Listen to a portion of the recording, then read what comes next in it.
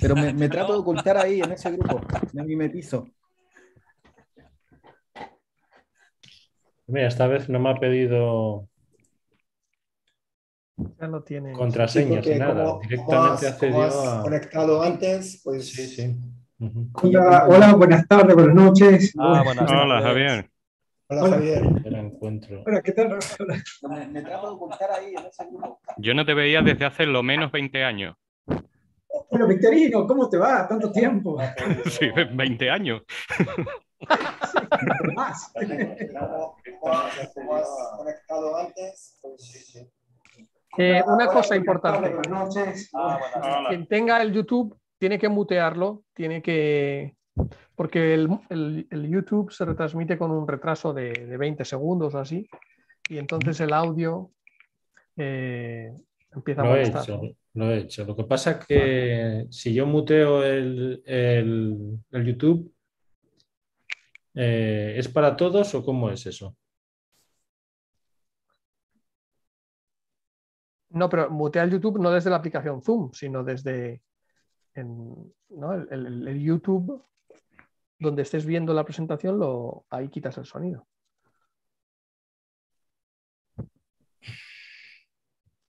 Espera, primero voy a poneros en el chat el link. A ver si lo encuentro. Sí, habría que enviar No tengo el el chat. link de YouTube por email, ¿no? Juan Luis, de la gente ahí, para que... Ajá.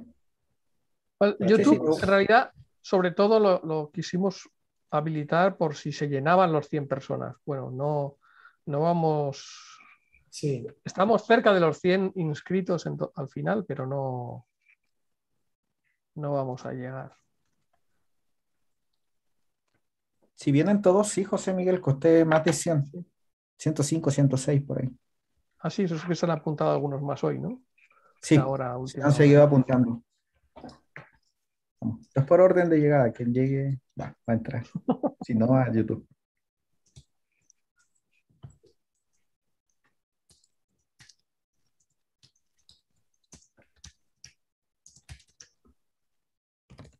Os lo he pegado en el chat. Ahora voy a hacer eso que me dices. No entiendo yo muy bien eso.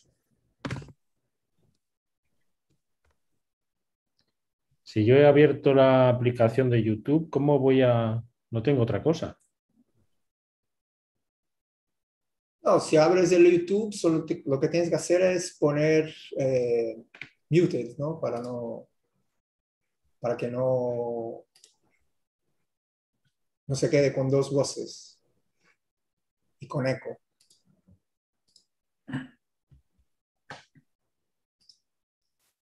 A ver, no me entero. Porque está con el mute.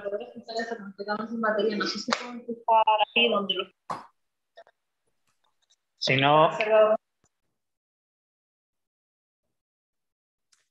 ¿Alguien está viendo el canal de YouTube? Espera, que voy a intentar aquí. Lo voy a intentar. Sí, ¿Y vosotros tenéis sonido en él? sí, está bien. Lo único es que está, ¿cómo se dice? Está cambiando para el foco de YouTube, está para las personas que están hablando. O sea, ahora mismo estoy hablando yo pero está bien, está siendo transmitido. Vale.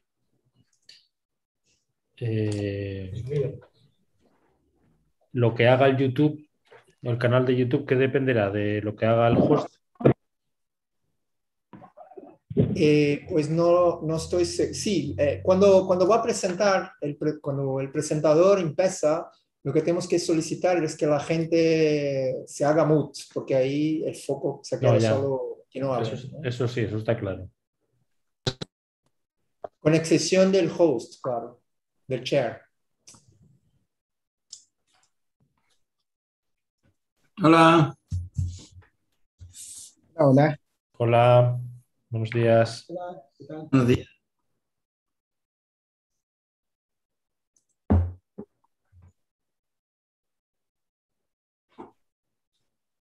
Juan, Fanny ha tenido un problema con, no sé si ya se ha enchufado otra vez más, se ha conectado, pero había tenido un problema con su ordenador que estaba, o sea, se reinició. Decía que hasta la hora de su charla cree que va a tener, o sea. Perfecto, que haga clic en el link y la admitimos. Ha llegado Clever, Juliano y Manuel Vázquez. Ahora. Hola, buenas tardes a todos. Hola. Buenas tardes. Hola, Buenos hola, buenas días. tardes. Buenos días, buenas tardes. Ahora ya tenemos 2 pantallas, así que...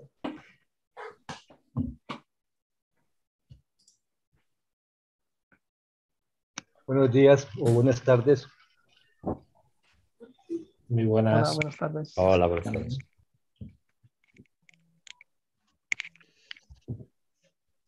¿Cuál va a ser el idioma oficial? ¿Español, en portugués o inglés? No, inglés. Portugués no, por favor. Portugués no, por favor. Inglés, pero si alguien tiene problemas en hablar en inglés, puede hablar en su idioma. Pero en principio haremos en inglés. Y por ahora en tenemos castellano porque no he caído Clever ahí. Clever y Juan Pablo hablan bien español, pero no sé los otros. Cuarta o sexta. Cuarta. Correcto. Ha llegado Fanny, Joao. João. Ah, sí, vale. En el juego de mus, medias o reales. Medias. ¿Reales? No es correcto. Alguien tiene puesta la televisión y lo estamos escuchando. Sí. Sí. O la radio. Víctor, ¿tú puedes desactivar a todos? El audio, no, lo digo en serio. En un momento dado. ¿Pero todos a la vez? Sí. ¿Puedes o no puedes? A ver, desactivar audio. Y se puede, abajo de People, yo los voy a mutear a todos. De los speakers, sí. Ok. Eso me ha gustado. Solo yo, Porque José Miguel y Juan, ¿no? Así solo habilitas al speaker, bueno, o vamos habilitando al... Claro. O se tienen que quitar ellos, ¿no? Ha llegado Oxana. Se quitan ellos. Se quitan Uno ellos. también puede quitarlo, José Miguel. Vale, Yo te ayudo con eso. ok. Bueno, pues yo creo que Estamos. debemos empezar. Ya, vamos, damos un minuto de cortesía si queréis, pero no más. Y porque Fanny sí tiene que empezar sola. Empezaste a flexibilizar, José Miguel. Primero era nada y ahora ya es un minuto. No, porque a mí no me vais a hacer preguntas, lo que voy a contar.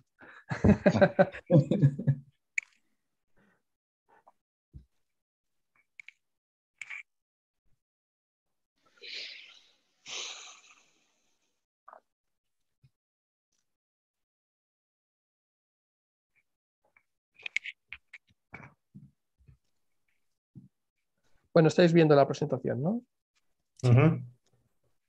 Sí, la vemos. Sí, se ve, se ve. Ups, vale. Bueno, pues yo creo que vamos a empezar, ¿de acuerdo? Okay, so let's start. Thank you very much for being here today. It is an honor to be part of this event. It was my idea actually to have this event, but I have had the support of Juan Luis, Joao, Victor, and Ruben for the organization of this meeting. And let me start by speaking a little bit about the IEEE.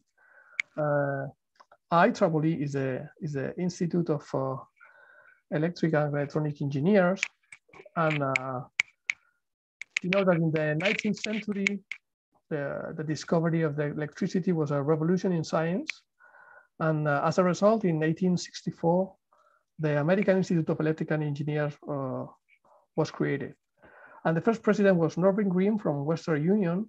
And other important members were Thomas Edison, representing the power industry, and Graham Bell, representing the telephone industry. Of course, another important revolution in communication was the invention of wireless communication with radio waves. And therefore, in 1912, the Institute of Radio Engineer was created.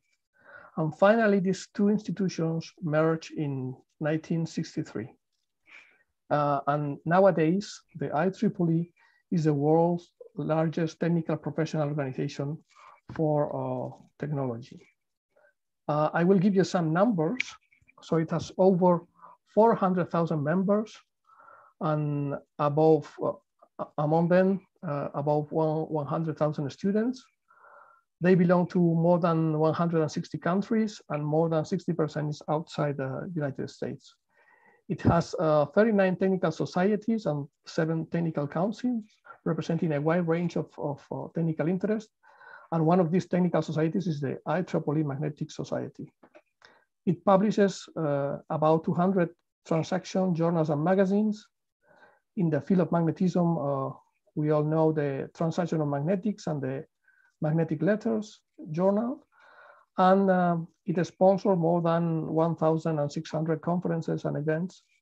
For instance, the Intermag in the case of magnetism.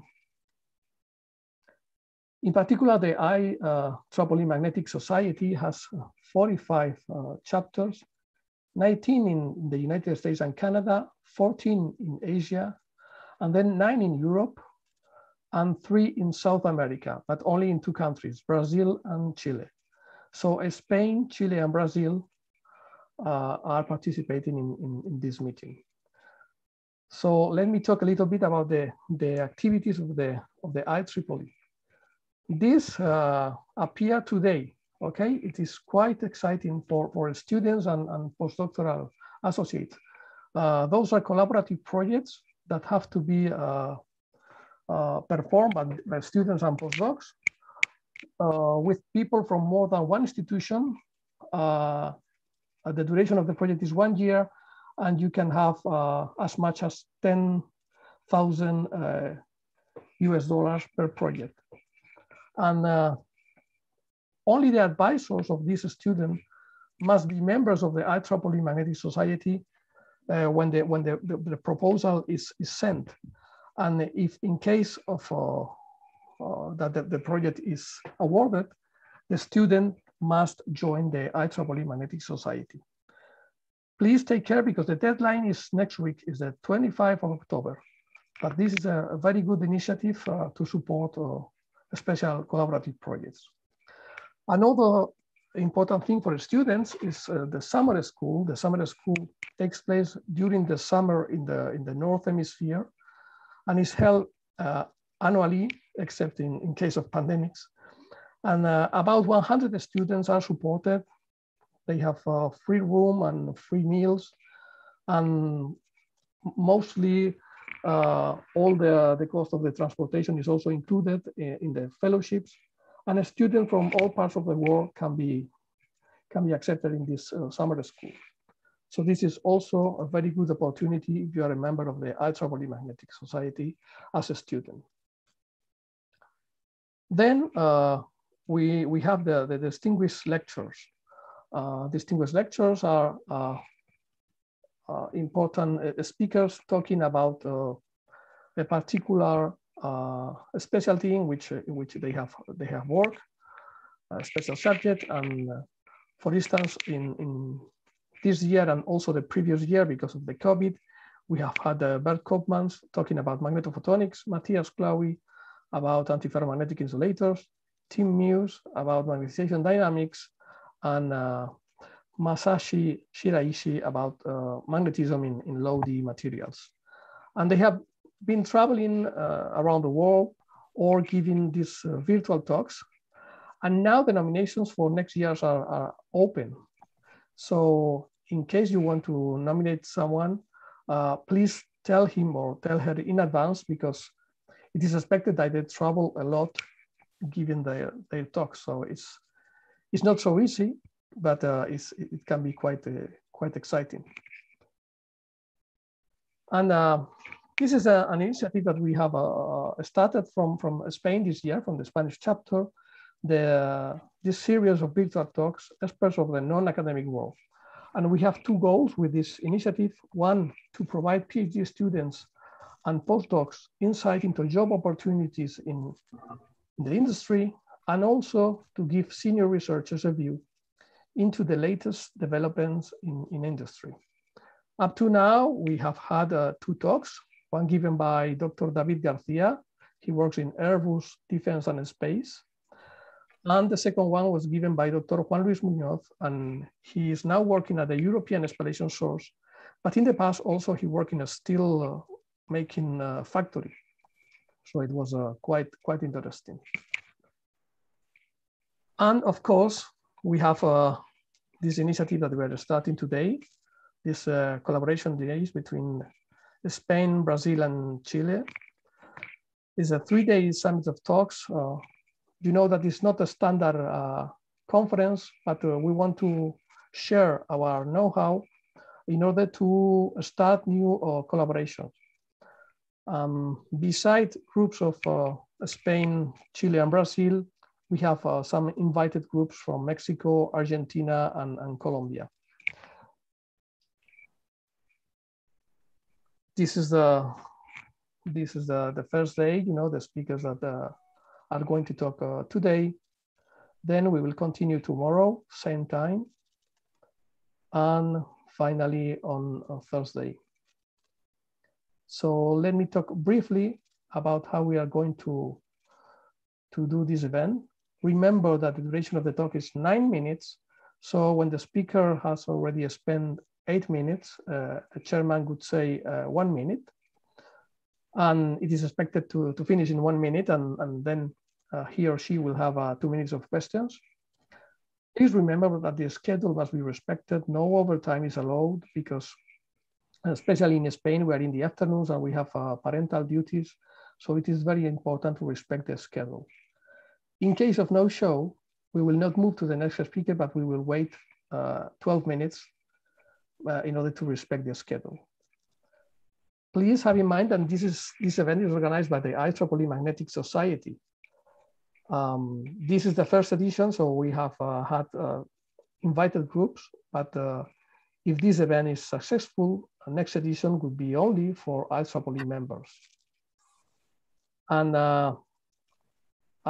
we would like to know if this event is interesting, and this is something that we are going to know in the next future if new collaboration appears and new scientific opportunities appear. So in case successful collaborations are established after the event, in case, for instance, these new collaborative projects between the students are developed, so please tell us, because this is important for us in order to show the IEEE Magnetic Society the importance of this event. So then, thank you very much for your attention. And I think it's time to, almost time for Fanny to start. Fanny Verón is the first speaker. She's coming from the University of Campinas in Brazil. So Fanny, please share your presentation. Yeah, sure. Perfect. So thank you very much. So today I will present the installation that we have at the Universidade Estadual de Campinas, so Unicamp. We are located in São Paulo State in Brazil, and really near the CNPEM campus. But I will let Julio explain more what they have during the week. We are mainly one research group, so the Laboratório de Materiais e Baixa Temperaturas, but we are also using the installation of what is called the CCS Nano, which is basically a large and well-equipped clean room. So the group is more than 50 years old, so it began with low temperature physics investigation, then it switched to superconductivity, GMI, and during the last 20 years it's more magnetic nanostructure, nanoparticle, nanowires to this system, and more recently the development of technological materials, even if they are not magnetic. In the group, we are 4 professors. Professor Oscar is our reference in superconductivity. Marcelo Noble is more focusing on nanoparticles. And the aspect of nanostructure in general is supervised by Kleber Pirota and myself, Fanny Béron. On the right, you have a good summary of the current research line of the LMBT. Take it as a diagram and/or, so magnetism, spintronics, nanotechnology, and materials, and/or materials. More in details, the research line I divide by, from the type of systems. So we are investigating some template-based system, mainly using the nanoporous alumina template, which allows us to fabricate some magnetic nanowires, nanodot, and antidot. I will only highlight the core shell nanowires that we are developing to achieve a magneto-electrical coupling, and also using the effect of confinement of the nanowires to modify the magnetic properties of some novel materials, such as Ursler alloys and elimagnetic materials. Also using this kind of template, but still using the confinement effect and also the doping effect to try to modify, but some other properties of some nanowires, physical properties of some nanowires with some materials that may have a technological interest, even if they are not magnetic. Some other system, they are nanofabricated system, 3 of them that I will show here. So using some multi-layer systems, we are trying to stabilize some skyrmions at room temperature and 0 field. Using the FIBID technique, we are doing some direct writing of complex material combining a ferromagnetic part and graphite. And also more recently, we are doing some artificial spin ice. Finally, we are also doing some synthesized system, bulk, nanoparticle, nanowires, but mainly in the focus for magnetic hyperthermia and magnetocaloric effect. I need to mention that here I didn't indicate all the collaboration that we have. There can be long-term collaboration, punctual collaboration. They are all important to us, but unfortunately I didn't have the place. They are mainly from space, France, Argentina, and of course Brazil, and a lot of you are today in the room. In terms of equipment, for the fabrication, we have everything which is related to the nanoporous template, to fabricate the template and to fill the template. I will highlight one of the technique, which is the metallic flux nanonucleation technique that we developed and patented in the group, which in theory allows us to fabricate nanowires of any intermetallic compound. From the nanofabrication using the CCS facility, so the clean room facility of Unicampi, we have access to all the tools, equipment that you can expect for nanofabrication and nano characterization, including nano manipulation. And finally, for the synthesis, we have a full equipped chemical lab to do some chemical synthesis, mainly of nanoparticles, and also other setups to do some bulk compound. For the characterization, we have 5 setups to measure the magnetization. So we have from 1 room temperature and over above room temperature VSM to more recent squid VSM. One of the techniques that we're using with this equipment is the fork technique, but we also have some setups to probe the high frequency behavior of the samples. We have also 2 ppms equipped with the standard option, and using 1 ppms and our own instrumentation, we are able to achieve the electrical measurement of single nanostructure, of course, after using nano manipulation and nano fabrication. And finally, we just purchase a GPU, a good GPU, to be able mainly to do some micromagnetic simulation. So finally, I will highlight here four recent articles in different subjects.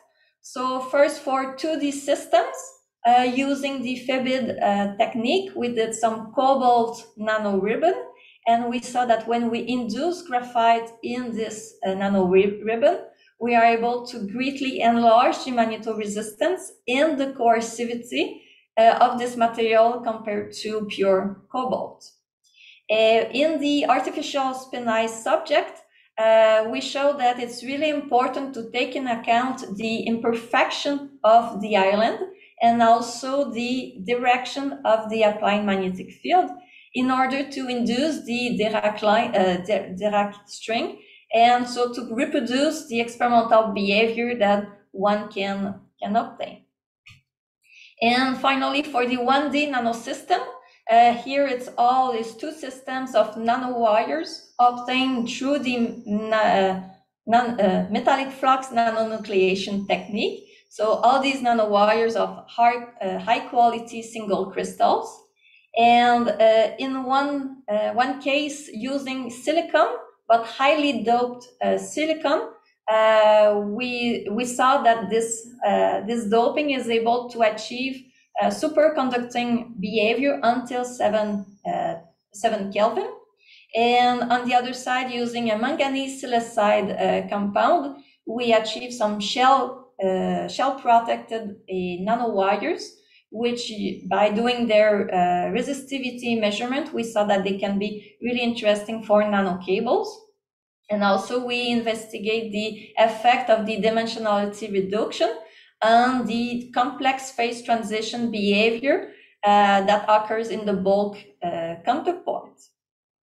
So thank you very much for your attention. And of course, you're all welcome to come in Brazil and visit us. And sorry to speak quickly. And so, of course, if you have some question, feel free. So thank you very much, Fanny. I didn't have to tell you anything about time. It was perfect. Thank you. And so please, if you have questions, you can unmute yourself and ask the question directly, or you can write in the chat.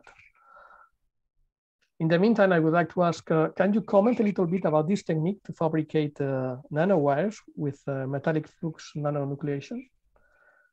Really quickly, the idea is to use the well-known nanoporous alumina template to fill the pore, but not with true electrodeposition. The idea is to use what is called a metallic flux, which is an old technique normally for bulk compound, which can do some intermetallic, whatever it's intermetallic. It can be like one element. It can be a binary, it can be ternary. In the flux method, the idea is to put the elements that you want for your compound and add a flux that will, another element that will greatly lower the fusion temperature. So you heat everything. So we have all in liquid. We have the alumina template, and so we are expecting that when all the elements are liquid, it will enter the pore, and then after the cool down, we have some nanowires of this compound. Mm-hmm. And the crystalline quality is better than with electrodeposition. Yeah. Normally, it's a technique developed to obtain macroscopic bulk single crystal. Single crystal, they are not always single crystal, because the cooling down is done really slow. It's days of cooling down. And so all the nanowires that I present here, we check, and they are really single crystal and high quality single crystal. Okay. Thank you. So please, you can also raise your virtual hand using the reaction button in Zoom in case you want to ask something.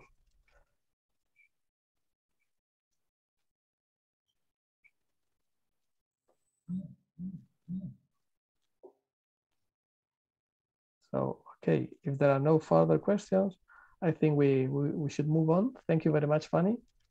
No problem. And now, next speaker is Alberto Bollero from INDEA Nanoscience in Madrid, here in Spain.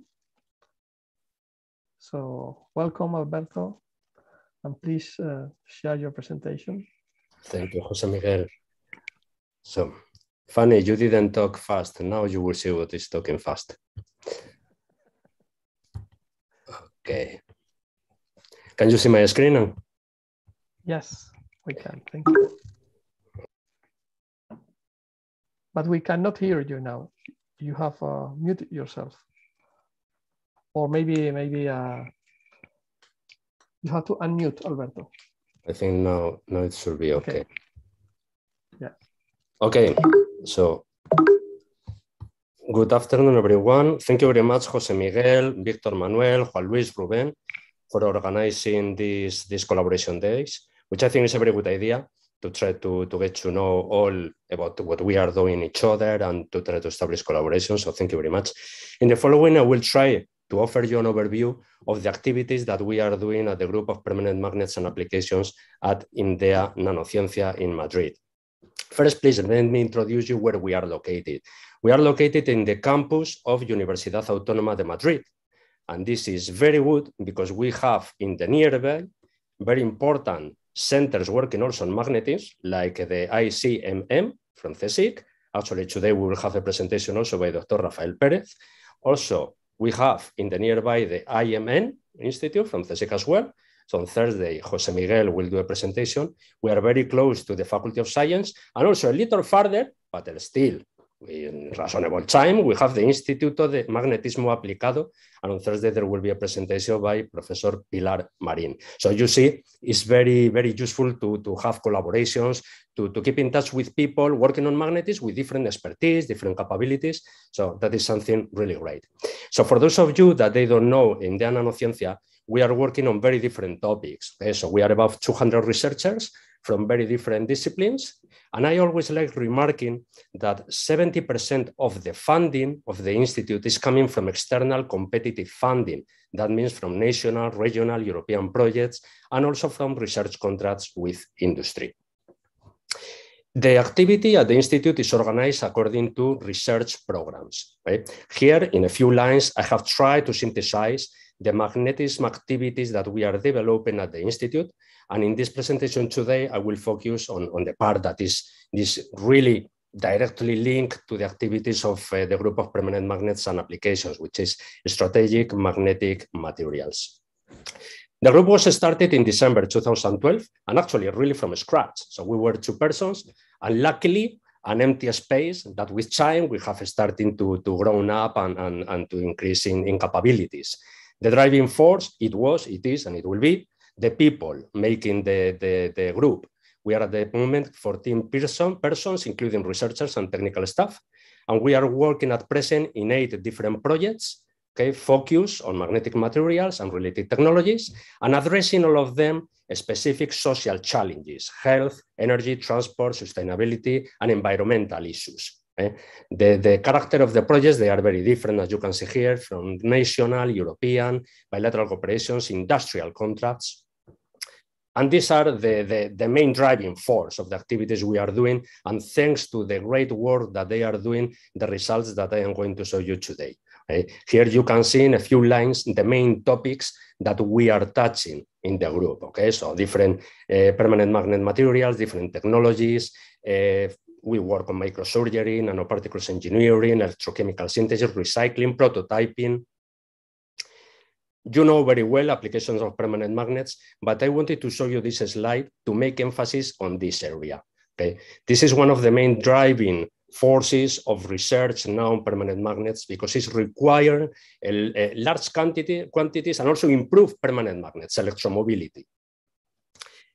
I like always to show this slide because what we are doing here is cooking. We are cooking magnets. In the kitchen, you want to end with a delicious dish, And for that, you are starting with excellent ingredients. Here, we are choosing specific materials with good intrinsic properties, and through the cooking, which in this case is the nanostructuring and phase transformation, inducement of stress, right? We want to end with a very good permanent magnet material. These are the main permanent magnet materials we are working with.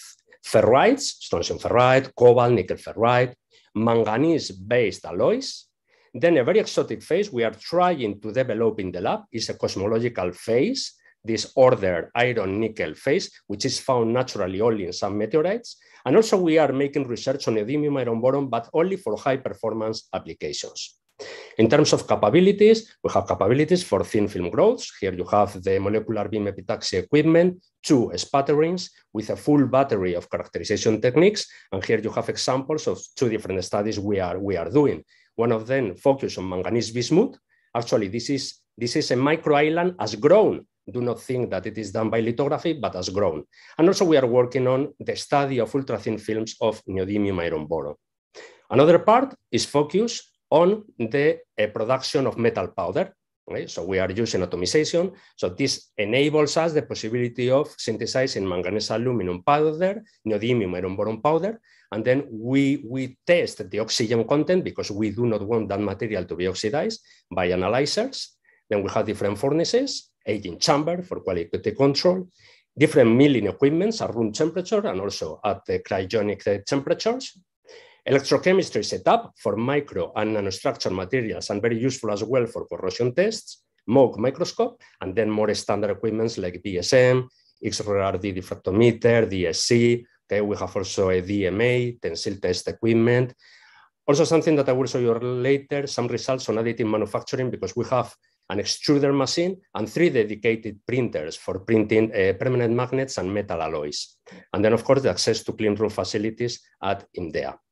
This is one of the methods we have developed over the last years. Okay, this is the flash milling because we are using very short milling times by comparison with typically tens of hours reported in literature.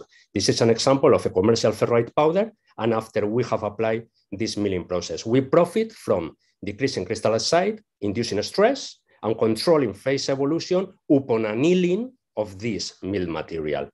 Here you have an example on ferrite. So as you can see here, there is a large increase of coercivity, and also we are increasing remanence just by milling this commercial ferrite powder for this was a duration of about 20-25 minutes. Actually, this was used in the framework of a project that was coordinated by IMDEA. Okay, it is already ended, the NanoPine project. So this approach was developed in that project to refine the microstructure and tune the magnetic properties of ferrite.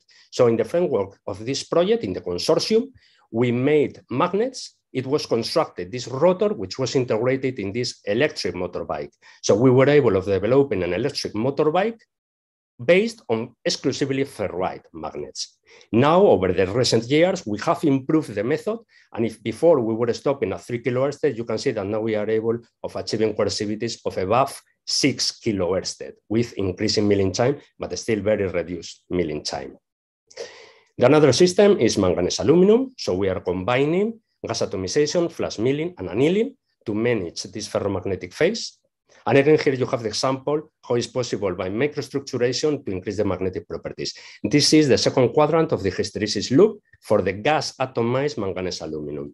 So with increasing milling time, you see that we are able of increasing coercivity and remanence. And actually taking as a starting point this powder, we have been recently able of fabricating permanent magnets based on manganese aluminum carbon. So you may wonder what is the advantage of it is so important to work on these improved permanent magnets. And actually, yes, we have started. 1 minute, Alberto, please. Thank you. 6 months ago, an European project is coordinated by IMDEA with 20 partners, 14 companies from 8 European countries. And the final aim over the next 4 years is the development of pilot plants in Europe, okay, and focus on electromobility applications. This is this exotic phase I was telling you before. This is the iron nickel phase.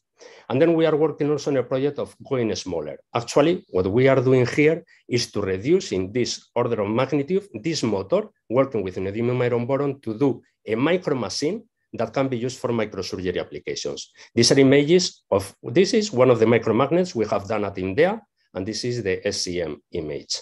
So you see that we have permanent magnet properties with coercivity of about 1.5 Tesla. Additive manufacturing, we are working on the synthesis of the composite on the filament. This is very important with high load content, above 8 weight%, and finally on the 3D printing of the components.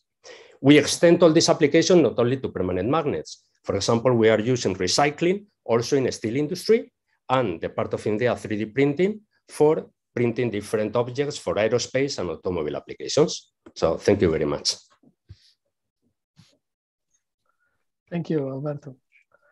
So anyone would like to ask something about this exciting presentation? Me, Jose Miguel. Yes, please, Luis. Yeah, thank you, Alberto, for the talk. Very interesting. I'm wondering if you could explain a little bit more the technique of printing magnetic material. What kind of material do you printing, and what is the minimum size that you could reach with this technique, please? Okay. Yeah, sure. Thank you, Juan Luis, for the question. So we are printing different materials. In this case, you see is manganese, aluminum, carbon, and we are using different polymers. Okay, in this case, it was ABS. So the important point of this approach is, since we can prepare the composite by ourselves, by solution casting, and we are able of creating these bonds between the metal alloy and the polymer, we can choose the polymer according to the final application. So here you have an example of manganese, aluminum, carbon. We have a resolution. Actually, with the last 3D printer we are using, we have a resolution of 100 micrometers 10 micrometers in the vertical and 50 micrometers in the XY plane. Okay, so 10 micrometers in Z-axis. And then if you are going to different materials, this is for manganese, aluminum, carbon, but you can go for neodymium iron boron. So when you have a stronger material, okay, so here you can see the filament, you have coercivity very high of 1 Tesla.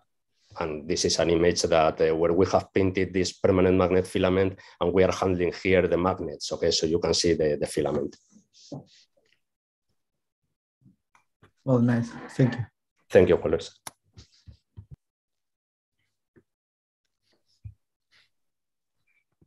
Okay.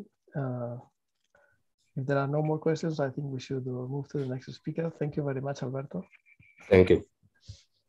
So now we are going to have a speaker that fits perfectly in this session, because he's a Brazilian researcher working in Chile. So Juliano Denardini, it's a pleasure to have you here.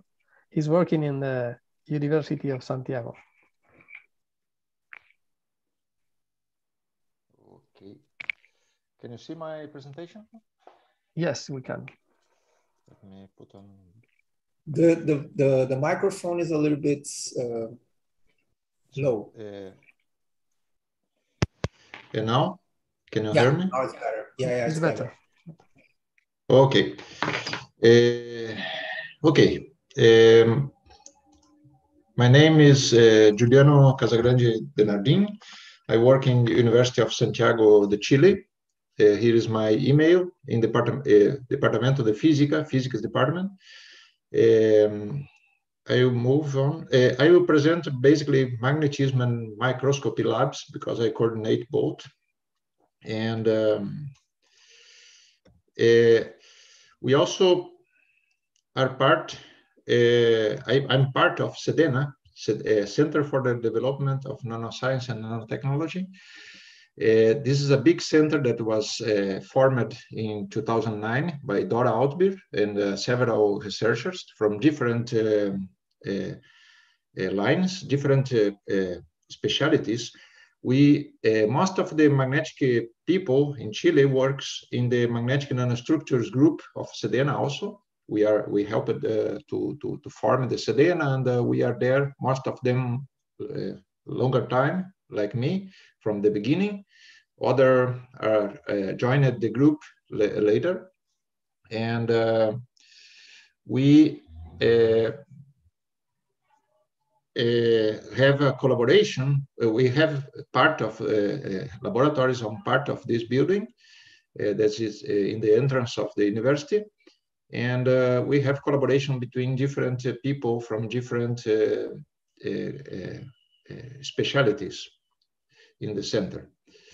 Okay, the magnetism laboratory was the first magnetism laboratory in Chile. I formed this laboratory in 2006. I arrived there in 2005, and there was nothing, no laboratory for magnetic characterization of samples.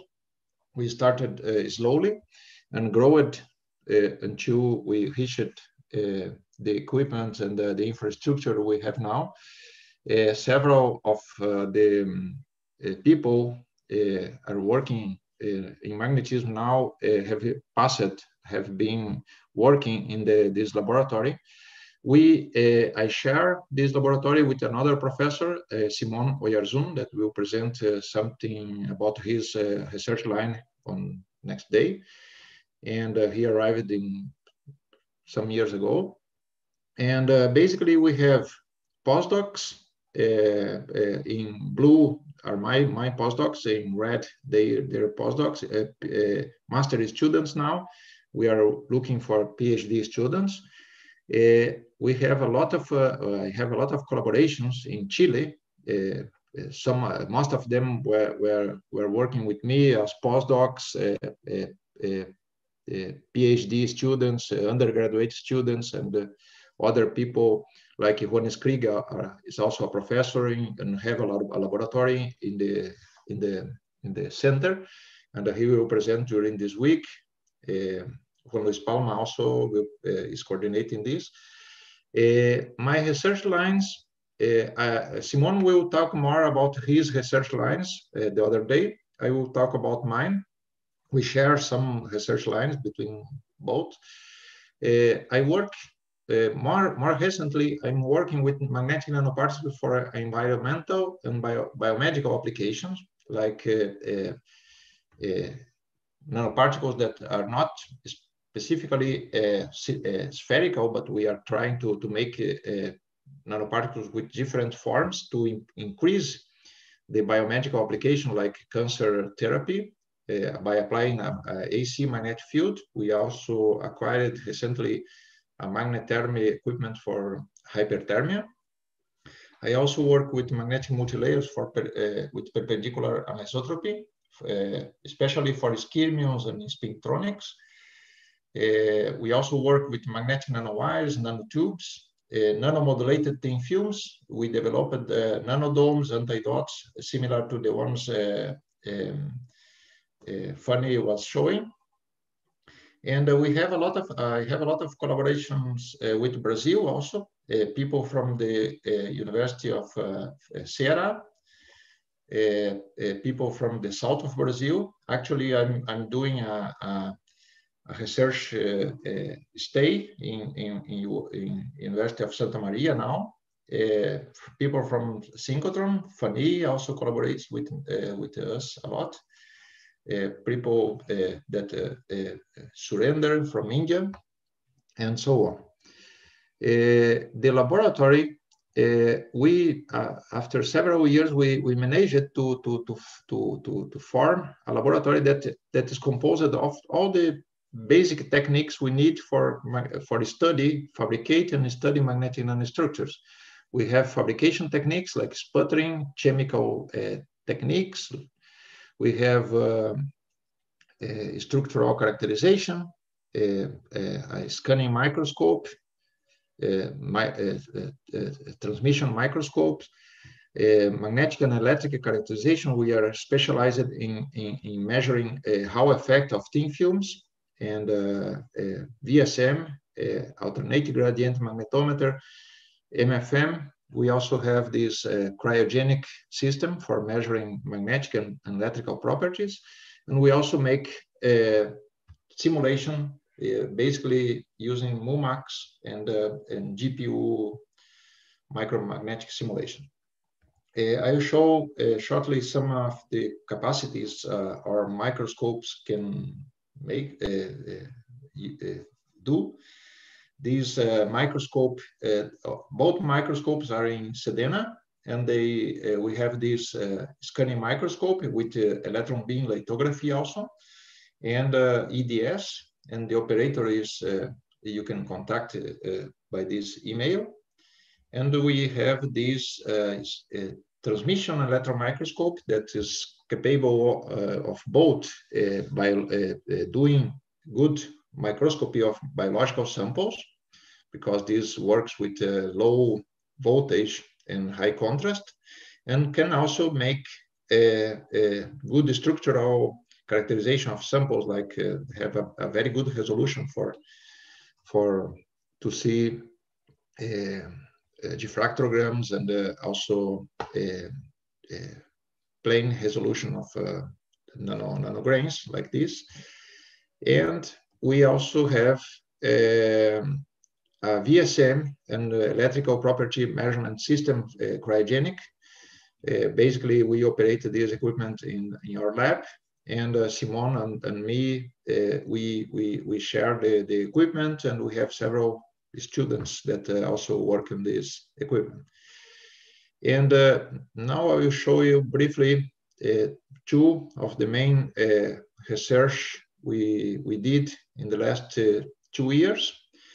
I was working with first order reversal curves made by how effect to study thin films of platinum, cobalt, tantalum that have skirmions, and we used this technique that is measuring the first order reversal curves, but by how effect, in order to observe the irreversible magnetization process that are responsible for the nucleation of skirmions on these kind of multilayers. Here we can see that it was published in 2020, and we observed that following some specific protocol, we can reach a high density of skirmion on the remanence of these multilayers. We also did this research, the deposition of platinum, cobalt, tantalum on nanodomes. Several years ago, we started to synthesize porous alumina membranes, and these membranes were used to synthesize nanowires, nanotubes, and recently we are working on antidotes that is depositing magnetic films on top of the membrane, or taking the back of the membrane that forms a nanodome array, and depositing magnetic films on the back of this membrane. In this case, we used the platinum, cobalt, tantalum multilayers that have skirmions. We deposited on the back of the membrane, and we observed the stabilization of several skirmions, arrays of skirmions on top of the nanodomes. We did simulation. We proposed some possible device for this, and we published it in this on this journal. And okay, thank you. I will not take more time. I'm open for questions. Yes, thank you, Giuliano.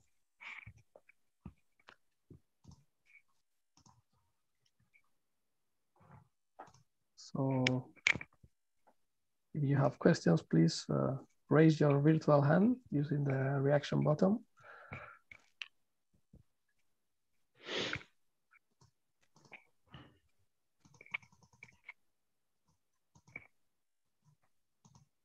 So Giuliano, in the case of skirmions in nanodomes, how easy was to obtain the skirmions?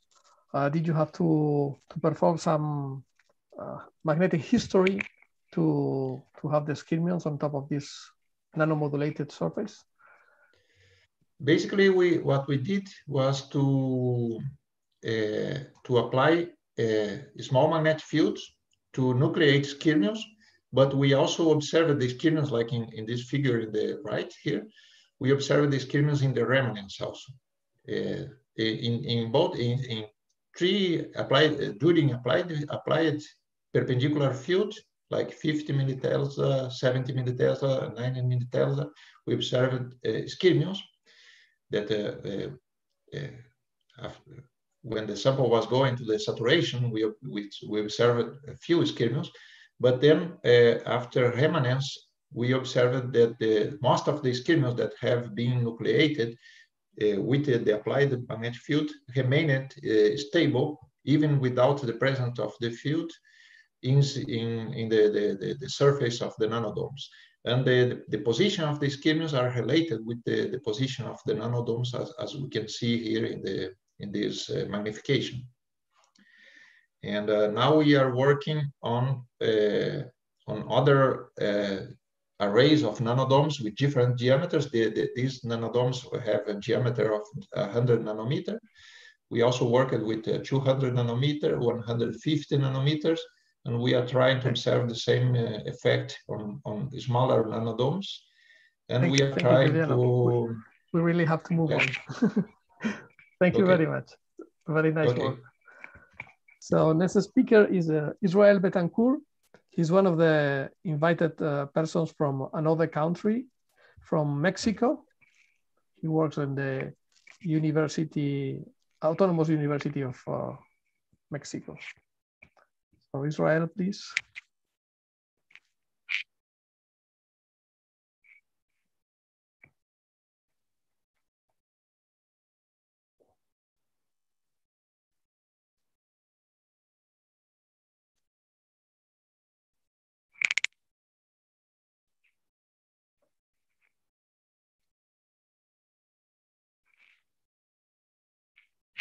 So Israel, are you there?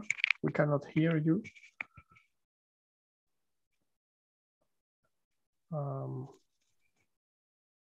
I think it's not here, Jose Miguel. Okay. What a bad surprise. Yeah.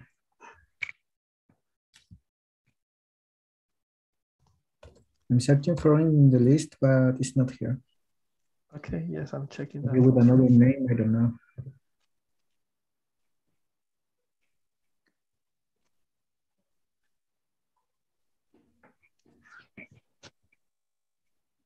Maybe we can use the time to ask more questions from different talks. Yes, actually, Juliano, since the next speaker has not arrived yet, I have a little question about the research on skirmion and nanodomes. You were able to stabilize skirmion at remanence, at zero field, and at room temperature. And my question is, what about the lifetime stability of the skirmion? They stay on the nanodomes for several times, which is the time of life of the skirmion. We didn't test the stability of long times. But I suppose they should stay stable. Good question. Maybe it's something we should try to answer to measure this several times. But we know that we were measuring by MFM, and we know that sometimes MFM, if we measure the same region several times, the tip magnetization affects the position of skirmions, especially if the tip is of high magnetization, of high coercitivity. So this is something we have to test, something open to study. Mm-hmm.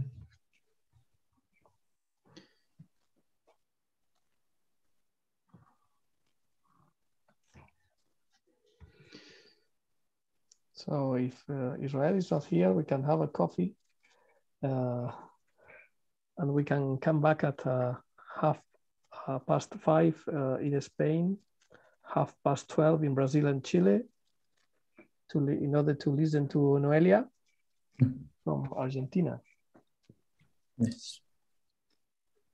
Okay. So let's do that. So please come back in 6-7 9 minutes. 6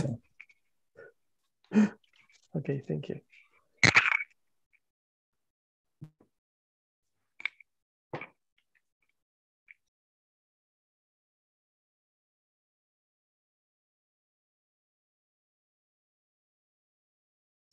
Juan Luis,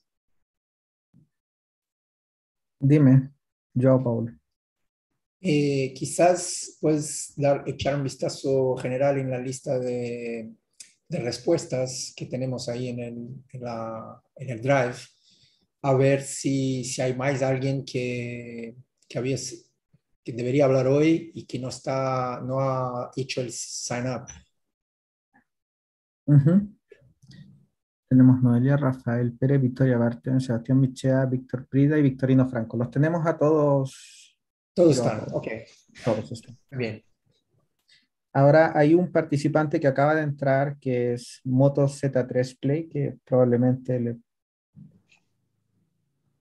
le podamos preguntar el nombre. Sí.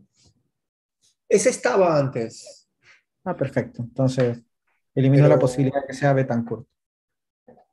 sí, yo había visto eso. Ah, perfecto. Ok. Voy por un café.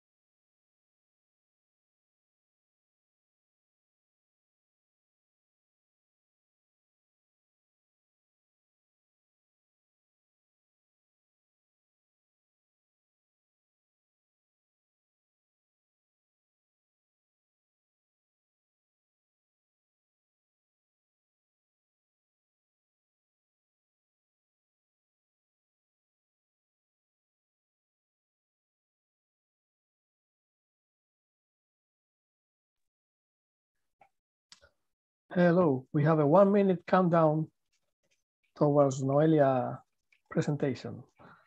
So please finish your coffee. Por favor, terminamos los cafés. No sé, en portugués, ¿qué es? Cafecillo está terminando.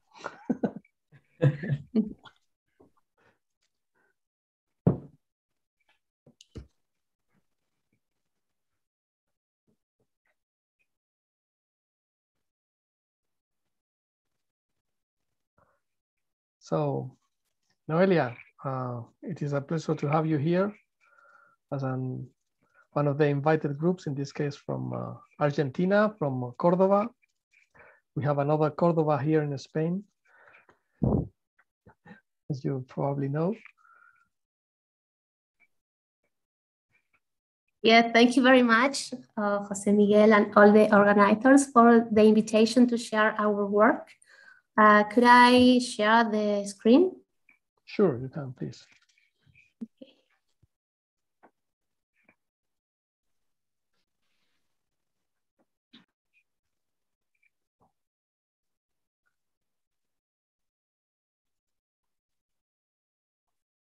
Please let me know if you can already see the screen. Yes, please make it in, put it in presentation mode. Okay, great. Okay, I said. Well, thank you very much to the organizers. Good morning, good afternoon for our friends of Spain. I'm Noelia Bajales Luna. I'm working at the National Scientific and Technical Research Council, CONICET, and at the National University of Cordoba, located in Cordoba at the center of Argentina. Specifically, our place is FAMAF, that is the Faculty of Mathematics, Astronomy, Physics, and Computation, the new career opened in the last time. And in the same faculty is located the Institute of Physics, Enrique Gaviola.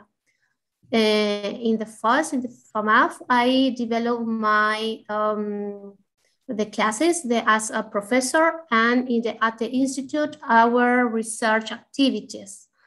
And these research activities are performed or are developed in the framework of the activity of the material science group. This group was historically focuses on magnetisms, but nowadays it focuses on carbon-based systems, magnetic materials, and a lot of nanostructures that are combined with magnetic different application purposes. So I want to share our network team that is growing every day, and we are very happy for that. For example, with the researchers of INFIC, that is another institute of research of CONICET, Gabriela Laconi, for example, Professor Omar Linares, that together with them, we develop research lines regarding carbon-based systems and magnetoelectrochemistry.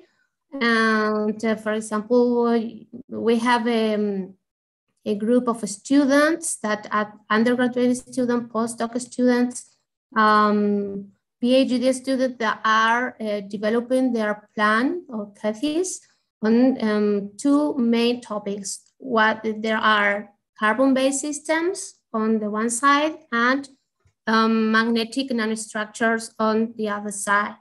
And we have strong collaborations with researchers of the University of Santiago, as Professor Juan Escric, Professor Eduardo Saavedra, Professor Alejandro Pereira, and we also have started a collaboration in the framework of a postgrad course with Dr. Felipe Tejo, and Jose Miguel is our collaborator in the plan, in the activity plan of Martin Broens, that is our new postdoc.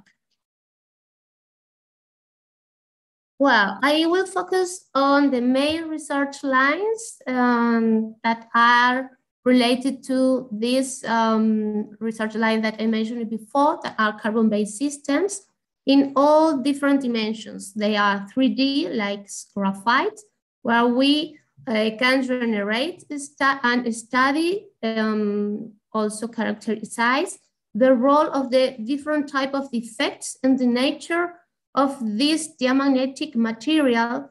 And we also study the effect of the density of defects to change to the systems, the materials, to dim defect-inducing magnetism. We have developed some strategies to control the dose and generate over this surface local magnetism that is induced in some conditions under ultra-high vacuums atmosphere. And also we can perform some studies related to the change in the density of states of graphite, depending on these defects, namely vacancies, devacancies, and as a strategy to generate some points on the carbon, on the graphite to pin molecules, for example, thinking in an application.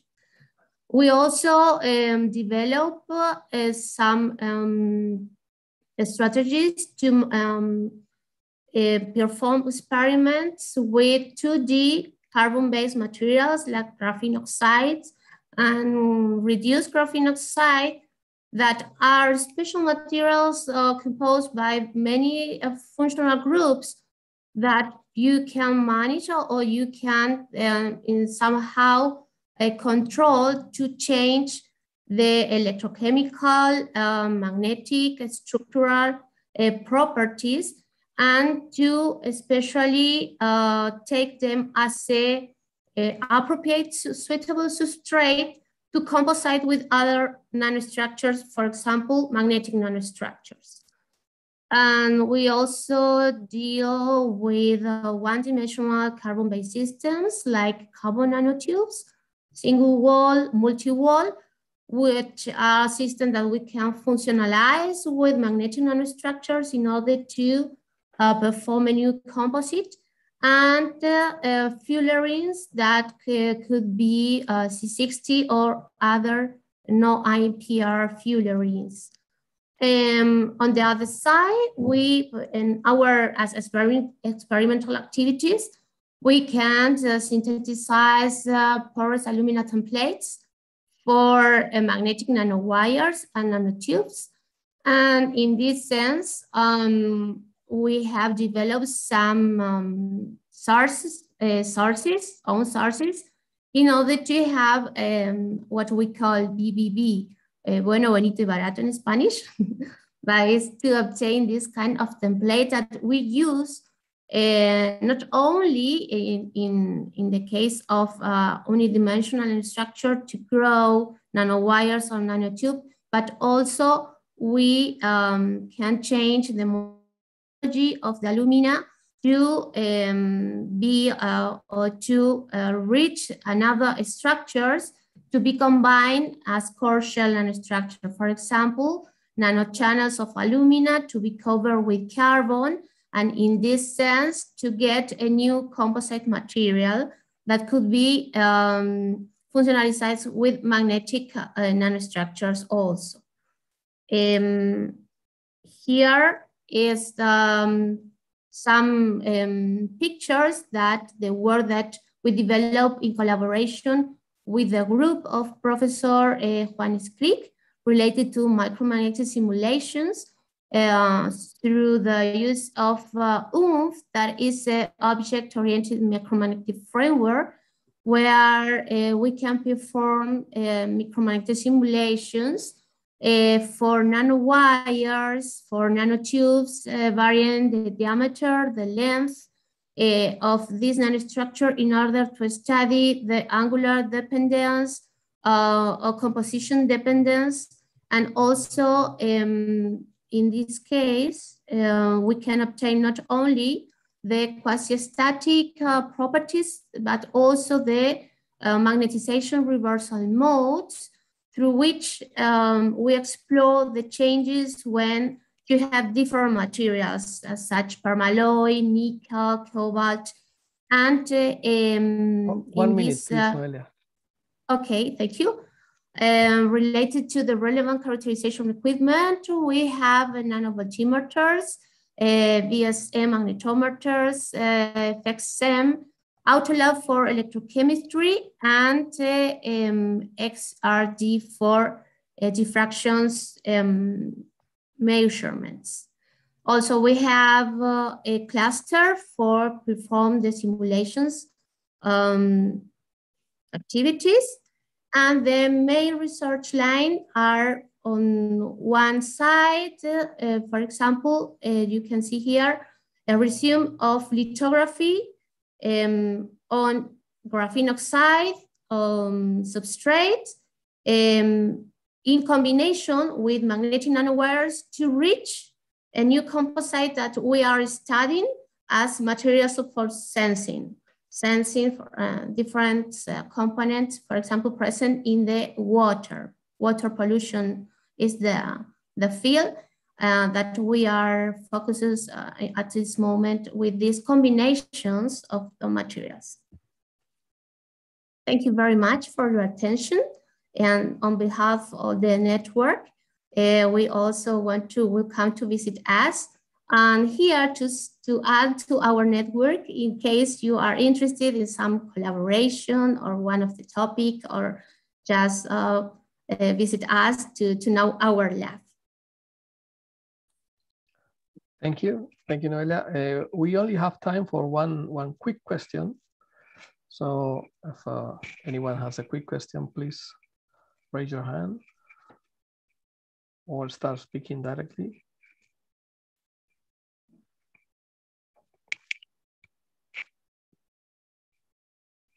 Okay, if it is not the case, we should move on. Thank you, Noelia. Thank you. So the next speaker is Rafael Perez. He works in the Material Science Institute of Madrid here in Spain. And Rafael, please. Can you see my screen? Yes, but it's the last slide. Yeah. Okay, now it's the first one, okay? Yeah, okay. So first of all, I'm very sorry because I have prepared my slides in Spanish, but I think it's not a problem for any of you. So I am a part of the group of nanomagnetism and magnetization processes. And let me start with the doctors that are part of this group. Speaking just a few words about any of the members, you will know about where are our research lines. Let me start with Manuel Vázquez. I think I don't need to say anything about Manuel because everybody knows he's one of the pillars of the magnetism in Spain, and he's the big expert in amorphous materials and nanowires. Yeah. Use the microphone. Use the microphone closer.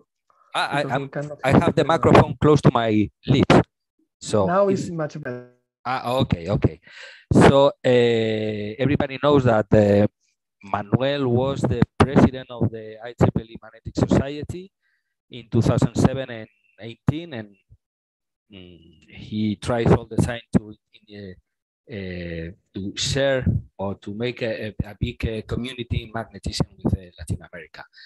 So Oksana Chubikalo-Fesenko is a big expert in ultra-fast optomagnetism, as well as micromagnetic simulations in nanowires, block points, skyrmions, as some of the groups involved in these meetings knows, like, for example, Juan or Dora. Agustina Asenjo has a large experience in microscopies, especially in AFM and magnetic form microscopy. Myself, I try to get some application for the materials we prepare in the lab. David Navas is we are for our permanent positions, And David Navas is a Ramón y Cajal, has a Ramón y Cajal contract, and he studies the dynamics at high frequency. Christina Brand is in charge of the laboratory of electrodeposition and anodization. So now with us, only for some months, are Alejandro Jimenez, who made the PhD with us, and he's involved in the development of a contract with a big company, as I'll tell you in a few minutes. And Felipe Tejo is now with us, seems to be everywhere because he has a lot of collaboration with some of the groups that have spoken before to me. But currently, Felipe is with us making magnetic simulations together with Oksana in skirmions and block points. So we have several students with us working in all the research lines that I have mentioned with the doctors, and they are related with a project like ELIAR, for example. So FPU like Cantia or Jorge, or FPI like Joao Pinto, or related with the European project like Paul. So what about the laboratories, or I mean our facilities? So let me speak basically for three of them. I am going to start with the laboratory of anodization and electrodeposition, where we can make, I think, a very nice magnetic nanowires. As you can see here, we can modulate the diameter, or we can modulate the composition, or even we can include some non-magnetic composition that makes, in this case, a kind of a ratchet effect. We have the laboratory of fabrication of amorphous materials, and I think we are probably the only laboratory in the world with the three ways to prepare these kind of materials. We have the in-rotating water quenching, where we can prepare microwires between 100 and 200 microns in diameter. We can prepare amorphous ribbons that are around 2 millimeters in width and 20 or 30 microns of thickness. And we can prepare glass-coated microwires with between 1 and 30 microns in diameter. These kind of materials are very, very interesting from the technological point of view. We have the laboratory of microscopies AEFM and MFM. In this lab, led by Agustina, we have 3 MFMs. We have one here that is a standard one. We have one here that is very interesting because we can apply a magnetic field in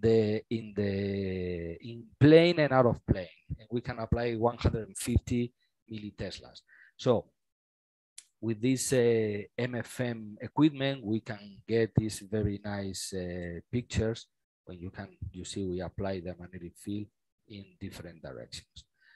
So in preparation, we have one here is quite similar to this one, but in this case, it is prepared to work under vacuum, and also with a variable magnetic field and at the lower temperatures. We have a VSM, MOOC, VNA, where we can measure the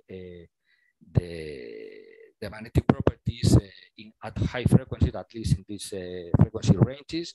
We have the cluster for make calculus at the ICMM,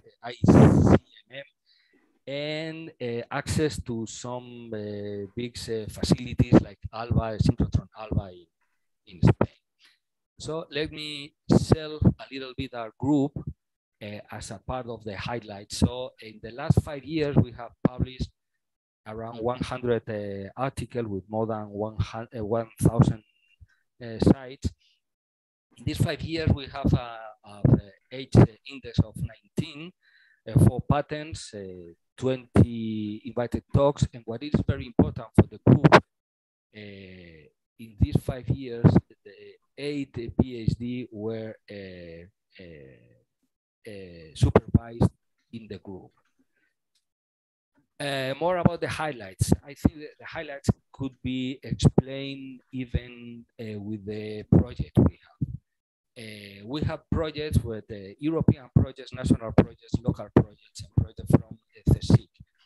As a big highlight, you can see, for example, in the case of the nanowires, it's a big highlight, highlight now and for the future. We are making studies in the dynamics induced by current and high frequencies in the isolated nanowires. What it is very important for us, and I think it's quite interesting from the CSIC groups and people in Latin America, is this kind of projects we have here, is the IEEE, is from CSIC, that they are especially designed for the collaboration between CSIC groups and group from Latin America. In our case, we have one in the recent past with Paula Berkov of the Universidad de Córdoba. Rafa, one minute, please. Okay. So we have different contract with some companies like Bartington, that is probably the most important company in flash gates, like Hitachi, for example, or EADS France. In the case of collaboration, we have many with people like Stuart Parkin, Oliver Goodflace, and some other people in Europe and Spain and America and North America. But I want to, we want to remark that there is politics to have collaboration with people in Latin America. These are some doctors that were here in the lab in the past. Some of them are in the talks, and here we have just few of the students from Latin America that came to the institute to meet the PhD or stay here for more than 6 months. So thank you. Oh, sorry. Thank you very much. Thank you very much for your attention. And you have here the web page when you can find everything from the group. And that's all. Thank you very much. Okay, thank you, Rafa. So okay. I don't know if you can see to me because my video was on the floor. Yes, there was an accident. We could see that. Okay. Okay. Some questions.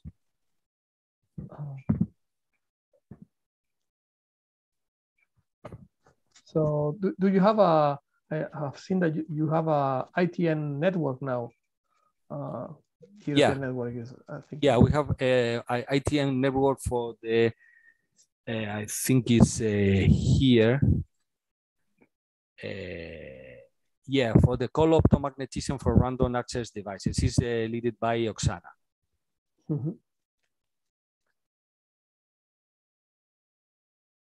And how many students are you expecting to receive? In the ITN? Yes. Well, I don't know all these details. It's much better to ask to Oksana. Okay, Oksana can speak by herself. Oksana. Actually, we have one. Paul is contracted with this ITN project, and he will be with us for 3 years to meet the PhD with us. Yeah. Yeah, this is a big consortium, so we have 15 partners, but of course our student is only one. We are not the leading organization. You know, we are one of the participants of European consortium. Mm-hmm. Okay, thank you and congratulations. This is a very good network. Yes. Victoria Barton estaba en la sala, pero estaban haciendo cambios en su edificio y se cayó la internet. Está intentando volver, pero por alguna razón yo no me di cuenta de que estaba intentando. Yo pedí para que intente otra vez más. Ella se cayó mientras Noelia hablaba, así que está intentando entrar otra vez más, pero no... Ah, sí, no, ahora es Cristina que entró.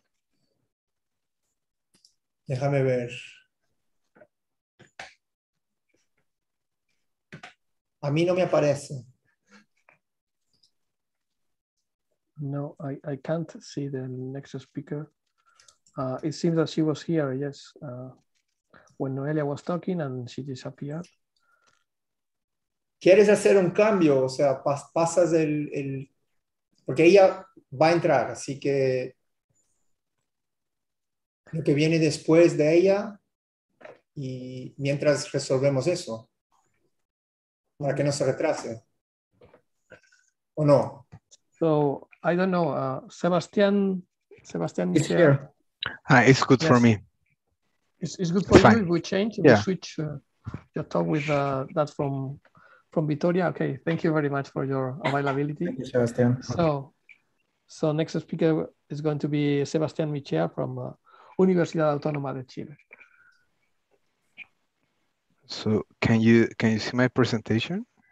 Yes. Okay.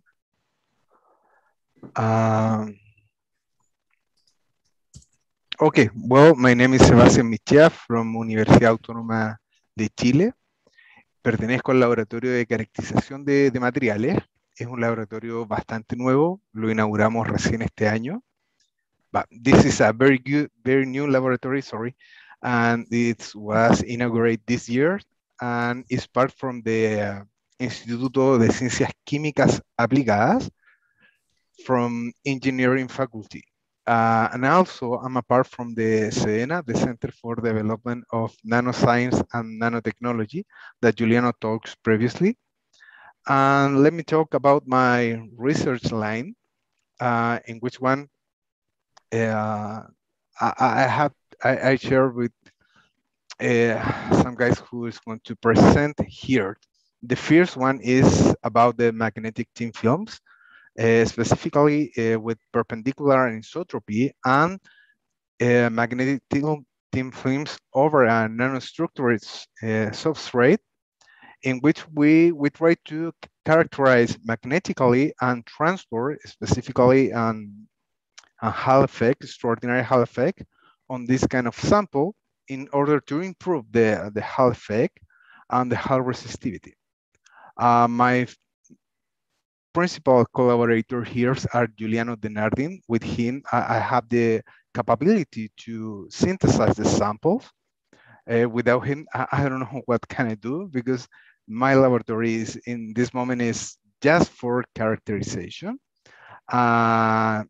Another collaborator, important collaborator, is Roberto Rodriguez from Pontificia Universidad Católica de Chile, also Simón Oyarzún from Universidad de Santiago, and Mateus Gaminos with la Universidad Federal de Rio Grande do Norte in Brazil. And with all of them, we try to explore the magnetic transfer property of thin films.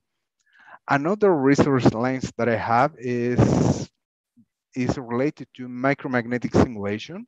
My principal collaborator here is Juan Luis Palma from Universidad Central de Chile. Here we use a MUMAX micromagnetic simulator. One of the principal study that we have been developed is related to the pseudo spin valves with perpendicular anisotropy in nanostructured system like nanodomes, just you can see here. And the other one is try to figure out large scale simulations with this kind of dimension, 8 × 8 micrometer square.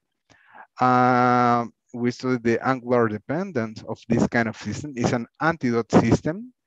The MUMAX simulator is very good for this large scale simulation.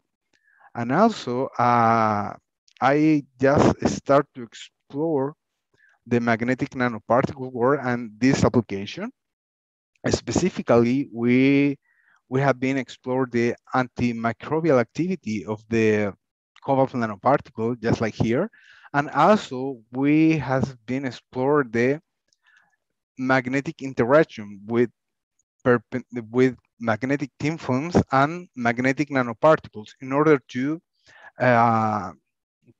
get the response of this and try to measure this kind of interaction. This was very useful because from this last collaboration, we with some group from Sedena, we applied for 2 patents for detection of pathogens using this kind of techniques. My principal collaborator from this line is Carolina Castillo and Paula Santana from my institution, and Rafael Melo from Instituto de Investigaciones Agropecuarias y Sedena acá en Chile, here in Chile. The equipment that I have in this moment at the lab is an AGFM at room temperature, and transport measured system is the same equipment that you can change some mode, and you can have a magnetometer and transport measurement system. Both are homemade. Micromagnetic simulation system for MUMAX specifically, 3D printers Ender 3 and Ender 6 model.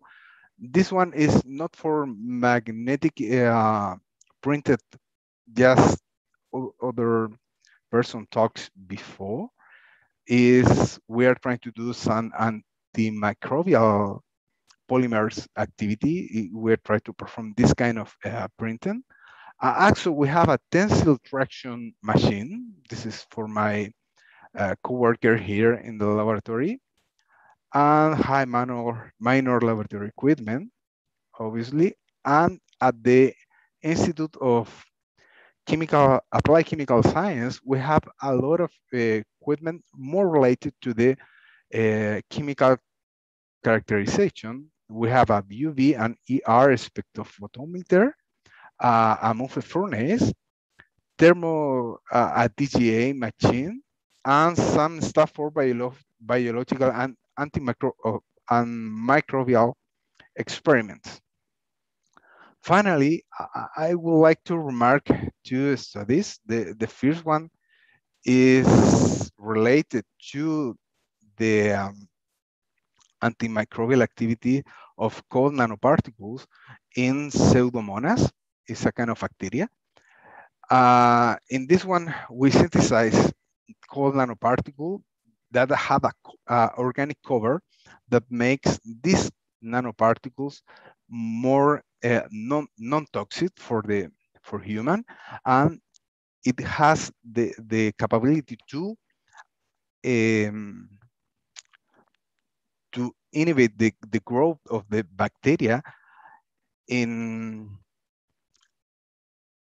after low concentrations. And another kind of study was recently published this year and is also related with nanoparticles. We propose a new way to determine the inversion degree of an spinel structure using experimental setup, micromagnetic calculation, and DFT calculations. So this is all that I can say for a moment, and thank you very much for your attention.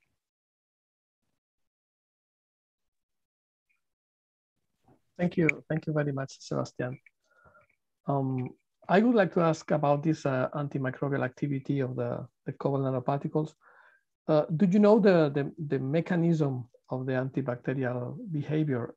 Is it related to the enhancement in the production of reactive oxygen species due to the organic coating? We are actually, now we are trying to figure out this because we don't have enough data to get a conclusion. We are trying to figure out, we believe that is a membrane disruption of the pathogen. So we are trying to figure out this by SEM experiment. Okay. So Victor, please ask your question. Possible. One more question, please. Yes, yes. Okay. Sebastian, please, if I understand well you explained that you make samples that by depositing nanoparticles on thin films. Is correct? Right. Yeah, that's right. Can you explain more about that, please?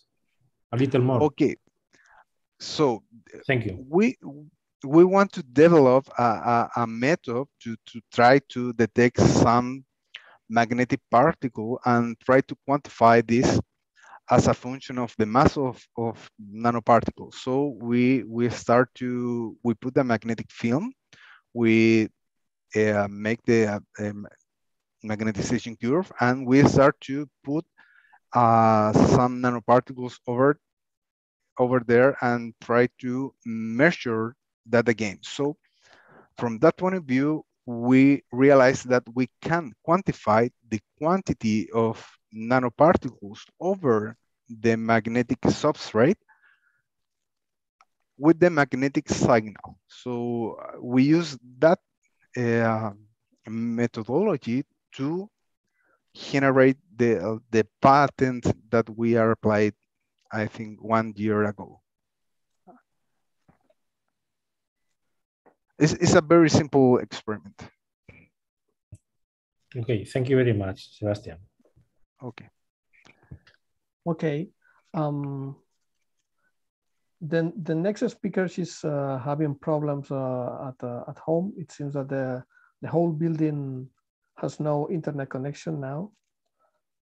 She's communicating with you all by WhatsApp. So what I propose, because I have seen that Israel Betancourt is here. Israel, can you hear me? Israel Betancourt, are you there?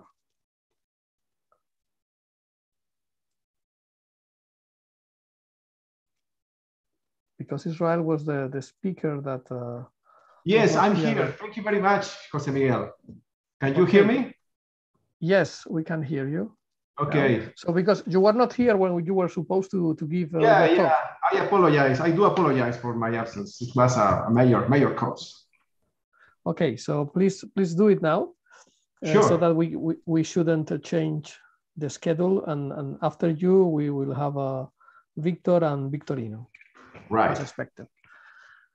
I try to share my screen, but there is a message saying you cannot start screen. Yes, Sebastian, please stop sharing your... Yeah, now you should be able to do it. Right. Okay. Can you see my presentation? Yes. Yes, put it in presentation mode, please. All right. Well, thank you very much. Again, I do apologize for my absence. I had to attend a very important thing, but thank you very much for the opportunity to share with you some words about our current research, and I'm also grateful for the invitation. Well, I'm Israel Betancourt from the Instituto de Investigaciones en Materiales at the National University of Mexico. I would like to share with you the following research lines we are actually performing. On the first step, I would like to mention our research on hard magnetic alloys. Basically, we focus on the preparation and characterization of neodymium iron boron-based nanocrystalline alloys with optimal combination of magnetic properties. This means basically high coercivity, high magnetization remanence and saturation, and mainly the figure of merit that we pursue as a research on this area is the density, the energy density, the BH max product, which in fact states the classification known for this kind of materials. The highest the density energy, the highest the performance of these materials as precursors to prepare permanent magnets. We also are able to do some micromagnetic modeling for studying the nucleation processes.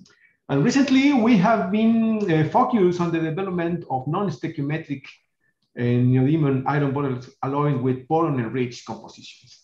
The stoichiometric composition of boron is usually around 6 atomic percents, But we have observed that when we put around 10% of this boron content, we are able to produce a very fine polycrystalline distributions. These are randomly oriented. And as you may see in this transmission electron microscopy image, we can achieve average diameter well below 15 nanometers. The second part of the hysteresis curve is what we observe as the performing data for this kind of alloys, and as what we want to do is to have squareness, the best squareness for our materials. For the case of these alloys with a variable composition of niobium, the niobium is a well-known element which benefits the refinement of the grain size of this kind of alloy. So we study the effect of this addition, and we observe an important effect on the squareness and also on the coercivity. For these compositions, a coercivity above 600 kiloampere per meter is a very outstanding one. And when we observe the overall combination of properties, we can achieve this optimal compensation I have spoken for. For instance, for this composition, we achieve a very good density energy, 130 kilojoules per cubic meter, which is very good for an isotropic material. Currently, we are trying to explore the possibility to bring these precursor materials, because these are alloys, these are ribbons. In fact, I will mention in a moment. We use melt spinning technique to produce ribbons, metallic ribbons with very fine structures and grain refinement. So we are trying now to produce the bulk materials, but preserving. The idea is to preserve the grain size distribution at this nanometer range. We have some collaborations here in Mexico, and also with Professor Thomas Trefli from the New University of Krems. Okay, another important line in which we have been working on is the characterization of soft magnetic alloys. We prepare amorphous ribbons and also nanocrystalline materials, also based on the melt spinning technique. And we have studied extensively iron-based and cobalt-based amorphous and nanocrystalline alloys.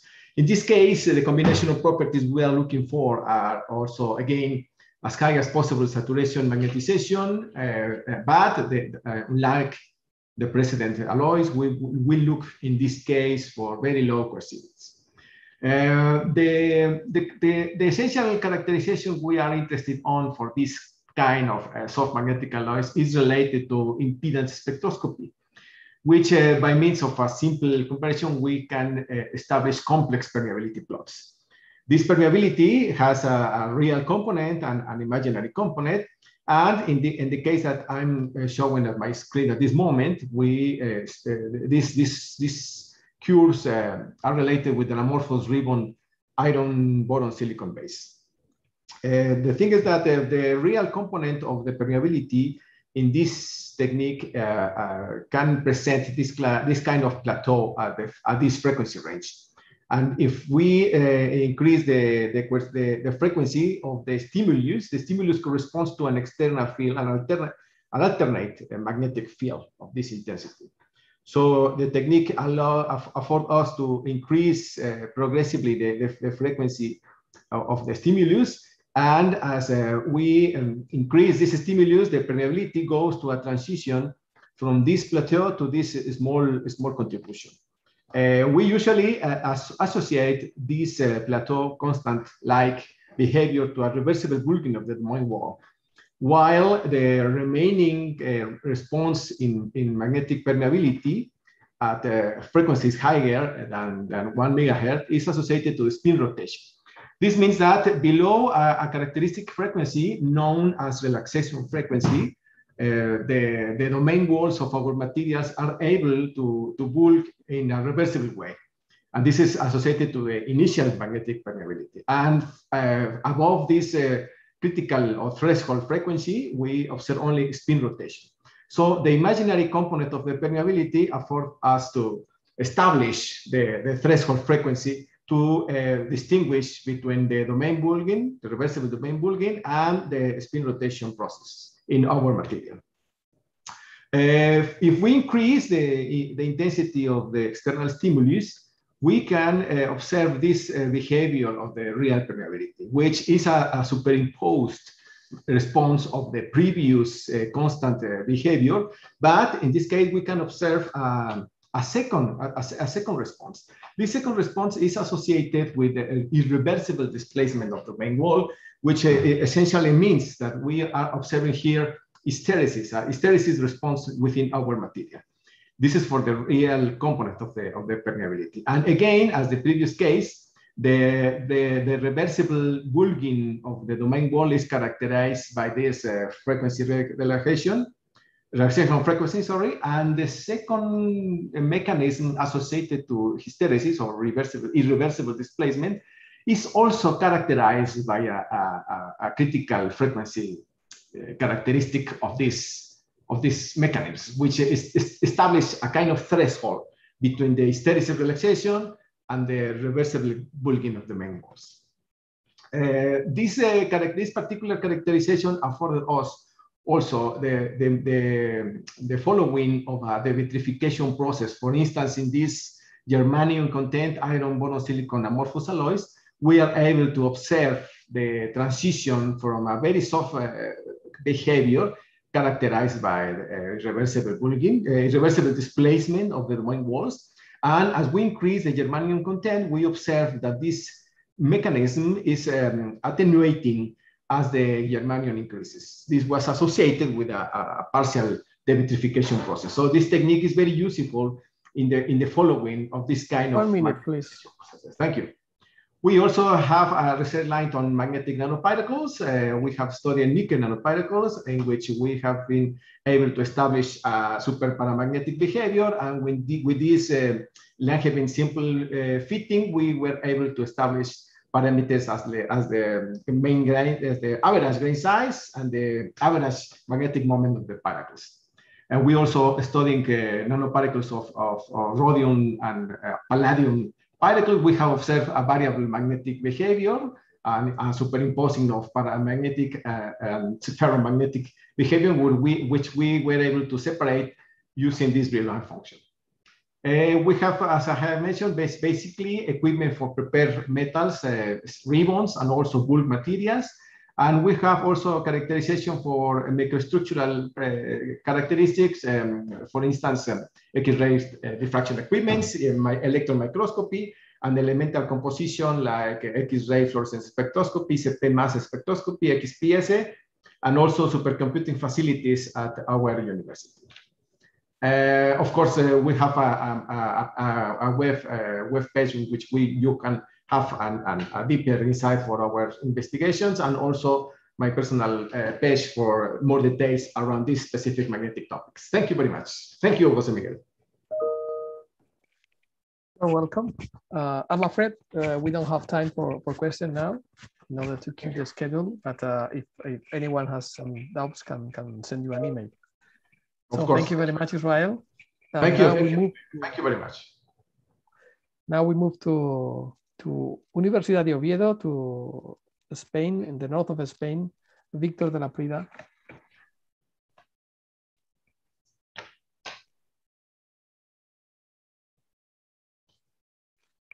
Yes, we can see your presentation, Victor. You can start whenever you want.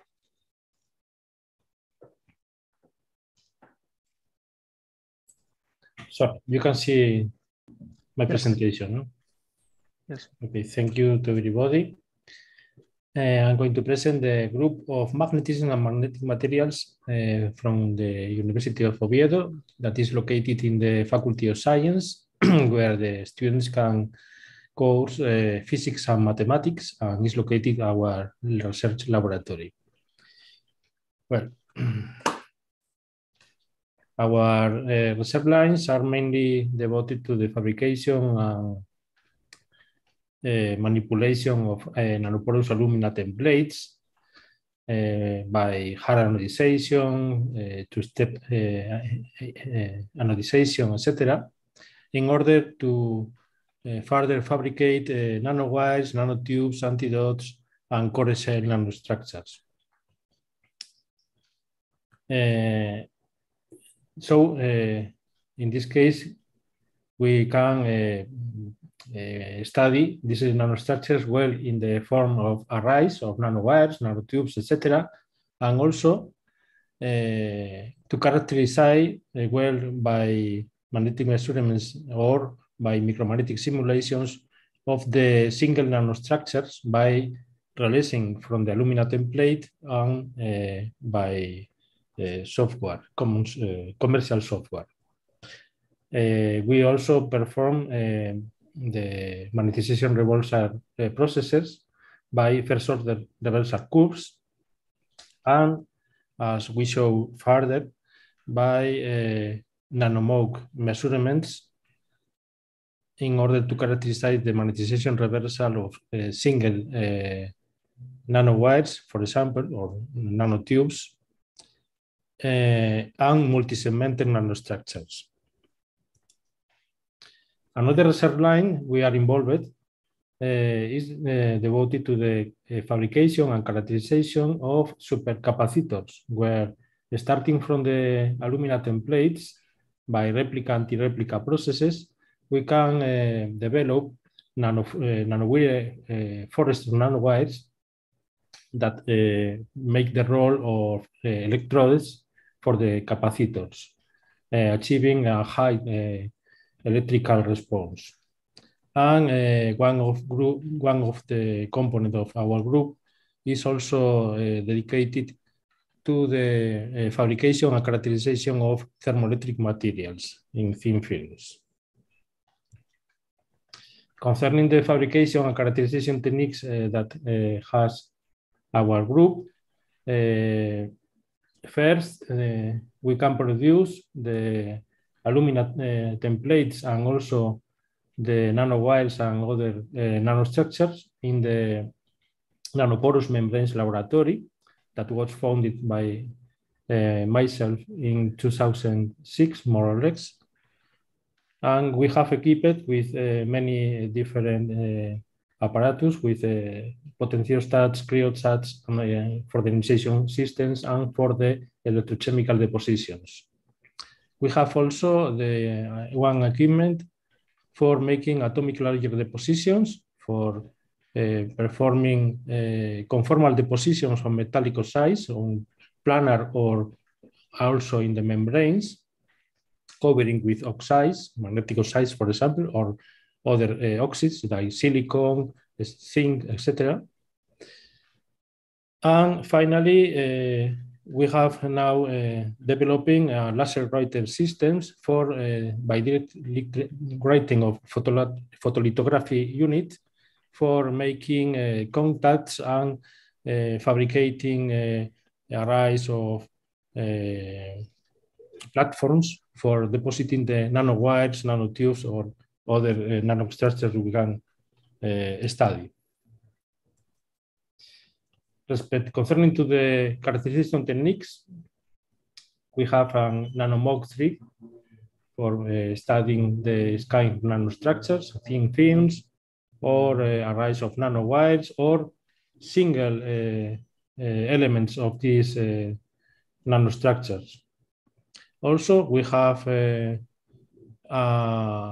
typical USM magnetometer from Aversa from Quantum Design, which allows to study also thin films or bulk materials by applying magnetic fields up to 3 Teslas and in the temperature range between 50 Kelvin to 400. And also a micropove station for making electrical contacts in this kind of nanostructures, also for the electrical transport option of the USM, or for the nanomode 3 in order to allow to study with angular variation, etc., where we can fix only one nanostructure by this kind of contacts. Our laboratory for fabrication is also in the common services of the University of Oviedo, where we can also find another typical techniques for the characterization of these nanomaterials, like electron microscopy, SEM and TEM, also suited with EDEX for microanalysis, other techniques for chemical analysis, like electron microprobe, X-ray fluorescence, XPS, etc., and thermal measurements by differential scanning calorimetry, thermogrammetry, etc. And also X-ray diffraction apparatus suited with copper or molybdenum tubes, achieving also high temperature studies between 100 to 900 Celsius. Concerning our highlights in the research, more recent, we have devoted to the fabrication and characterization of bisegmented nanowires, or mainly bisegmented nanostructures, where each segment of the nanowire, nanotube, etc., can be modulated in diameter and also in composition. So we are interested in characterizing the magnetization reversal processes of these nanostructures, well in the ray and also in the single nano element. Another important research line is dedicated to the study, to the fabrication and characterization of arrays of nanowires made with Heifler nanomaterials, Heifler alloys nanomaterials. We have several publications in this field with alloys with copper, iron, tin, copper, iron, indium, also with iron, nickel, gallium, where we are searching for applications in magnetocaloric and spintronic devices. For example, for the iron, copper, iron, cobalt, indium, we achieve a high spin polarization values, about 80%, which demonstrates, okay, this ability. Also for the thermoelectric materials, in thin film materials, which is a collaboration with the group of Cornelius Niels in Dresden, Germany, and micromagnetic modeling of all these nanostructures for several topics that is here related in collaboration with another recent incorporated of our group, José Ángel Fernández Roldán from Madrid. And these are the components of our research group. Thank you very much.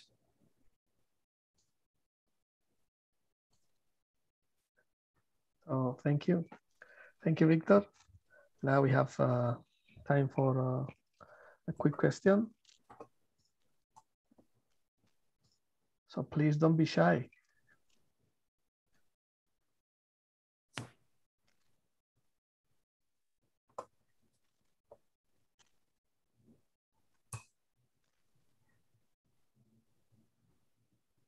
So I was wondering if you have tried to combine in this core shell structure with nanowire and nanotubes, soft and hard magnetic materials. Yeah, of course. One of our recent collaboration is dedicated to deposit iron oxide that is converted into ferrite on the cover, on the shell of the nanostructure, and in the nucleus of the core shell nanowire is made of, for example, of iron cobalt. So we combine hard and soft magnetic behavior. Have you observed this spring magnet behavior? Well, in this case, the question is that we need to put a non-magnetic interface layer between these two core and shell components. But it can be seen the several steps magnetization reversal process that is also confirmed by micromagnetic simulations. Okay, thank you, Victor. Now we should move on to the last talk of this first day. Victorino Franco from University of Sevilla. Yes, thank you, Jose Miguel, and thank you everybody for at least keeping the session on. Who knows if there is any real person behind those names. But well, I will be speaking today about magnetic materials for energy applications, which are the things that we are doing here in Seville. And our work is mainly based on three different legs. The first one would be to develop new materials with enhanced properties. We also try to find new characterization techniques to be able to understand what is happening with those materials that we synthesize. And we also need to develop new models to analyze the results properly. And that will close the cycle and allow us to predict which materials will be needed for the next iteration. And with the aim of this meeting, what I'm going to do is to show some of the results that we recently got that I thought it could be appealing to some of you and could drive some possible cooperation in the future. So let me start speaking about high entropy alloys, which is a new type of materials. These really exploded in the last decade. And what are the high entropy alloys? Let me compare with the conventional alloys, where if we have the phase diagram, we have a principal element, or maybe two principal elements, and we make a small doping to it, and we focus at the corners of this phase diagram. If we look at high entropy alloys, we will be looking not at the corners, but just at the center of the phase diagram. And this was the first generation of high entropy alloys, in which 5 or more principal elements are forming an alloy with equiatomic composition. But people realize that if we look not only at the center, but we go nearby that central area, then we still have a very large entropy of mixing, and properties are really good. So if we look at the literature, then we realize that high entropy alloys are very popular when we look at mechanical properties. There are a lot of publications about that, but there are not so many works on functional properties. So our goal is to combine the very good mechanical properties coming from the high entropy alloys with the very good magnetic properties that we need for our applications. And how do people usually do that search? Well, typically, people start from the center and try to look in which direction they should go to get better properties.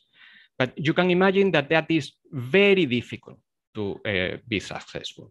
So what we do is just the opposite. We focus on some alloys with medium entropy that we tune towards the high entropy alloy region. And we start from points with the properties that we are interested in. So will this succeed with this approach? Well, I believe so, because when we look at magnetocaloric properties, then we see that here in purple color, we have rare earth containing high entropy alloys, which have good properties, but rare earths are not ideal nowadays. Transition metal high entropy alloys had very bad properties, but following our approach, we were able to find results with more than 1 order of magnitude increase without using rare earths. And there is another interesting thing in this area, that there was a gap between the properties of the high entropy alloys and the good magnetocaloric materials. And this gap was closed by these new alloys that we were developing. So we have very promising high entropy alloys for functional applications. The other thing I wanted to show was about additive manufacturing. And in contrast from what we saw before, we are not trying to make functional parts. We are not trying to make structural parts either. We are trying to make smart parts. And what are these? So what we try is to have parts that are able to monitor their operating conditions while in service. And for that, we need to develop our own filaments that instead of having the maximum amount of fillers that we can put inside, what we need is a very controllable and repetitive content of fillers inside the filament. And we got very interesting results. This is by developing our own feedstock. This is the appearance of our filaments. This is usual procedures that people follow. And our method is fully physical. We are not using solvents for this. Here on the right, we had a video about, sorry about that. We had a video about the X-ray tomography, and we see that we don't have any agglomeration of the particles, even if they are relatively distant one from the other. Speaking about characterization techniques, well, we were also a little bit exotic in the things that we were trying to do. When people try to look at the order of phase transitions, they use some qualitative methods. And what we wanted is a quantitative method to know if a phase transition is first order or second order, and that is important for magnetocaloric applications. So if we look at the field dependence of the magnetic entropy change, we see that it is a power law with an exponent that when we have a second order phase transition, it never goes above 2. But as soon as we are in a first order phase transition case, we have overshoots above 2. And this is the fingerprint of a first order phase transition. These results you see here are simulations, but we applied that to different kind of materials like lanthanum iron silicon, Heusler alloys, and whatnot. The last thing I wanted to speak about is about different models. And we also saw some fork experiments before in this meeting. Most of the people are doing field fork, and this is usually in permanent magnets. What we are trying to do is temperature fork, because we are interested in magnetocaloric materials mainly. So the technique is essentially the same. Instead of sweeping field, we will sweep temperature, but there are two difficulties. One is that sweeping temperature is slow, but we found ways of solving that problem. And the other thing is that there was no theory behind this temperature fork. So while for field fork, you could explain your results looking at the boomerangs and wishbones that you identify, then in temperature fork, it was not so straightforward. So what we do is to develop our own models. Sorry about that again. To predict which would be the behavior of the distributions for different kinds of materials, and we correlate with the experimental results that we get from, in this case, some Heusler alloys. So this was some kind of flavor of what we do here, but I'm running out of time. So let me go out from this part of the presentation and show that we are collaborating with a lot of people all over the place. In Latin America, not so many people, and that is something that can be solved with this kind of meetings, and we are open to different new collaborations. And well, some people have to pay for this work we do, and these are the funding agencies that are currently supporting our work. And of course, I have to thank my collaborators from University of Seville, but especially Dr. Cheyenne Law, Dr. Luis Moreno Ramirez, and Álvaro Díaz García, who provided most of these nice results that you have just seen. So thank you very much for your attention, and I'm happy to get any questions. Thank you very much, Victorino. Let's see, we have any question. I have one question, Jose Miguel. Yes, please, Javier. Okay, thank you very much. Thank you very much for the presentation, Victor. Very, very nice. Just one thing, you didn't mention anything about the crystalline structure of your alloys and the possible influence of the crystalline and the microstructural characteristic of your alloys on your properties you are studying on. Yes. So we are doing many different type of materials. We are working on the high entropy alloys I showed. These are crystalline. Of course, they will be affected by the microstructure, and we are doing some processing of the alloys to improve the properties. And these are some results I didn't show here. We have a long tradition working on amorphous alloys, and we also have some collaborations, this time with China, on amorphous high entropy alloys that have very interesting properties for magnetocaloric effect. Unfortunately, they have rare earths, which is not a problem when you collaborate with Chinese groups. It's a bigger problem when you don't have those cheap sources of rare earths materials. And well, we are, for the temperature fork, we are doing almost any material. We are doing Heusler, we are doing amorphous alloys, we are doing many different things. So it would be, I would have to go deeply into the details to answer completely your question, but we don't have time for that. We can discuss further. Thank you very much. Thank you. Thank you. Javier Moya, please. Yes, thank you very much, Victorino. My question is about the high entropy alloys. Yes. How do you produce them, the production technique or the form of the samples? Yes, we have different alloy preparation techniques here. Mainly what we are doing for these high entropy alloys that I was showing here is arc melting, suction casting, and annealing after that.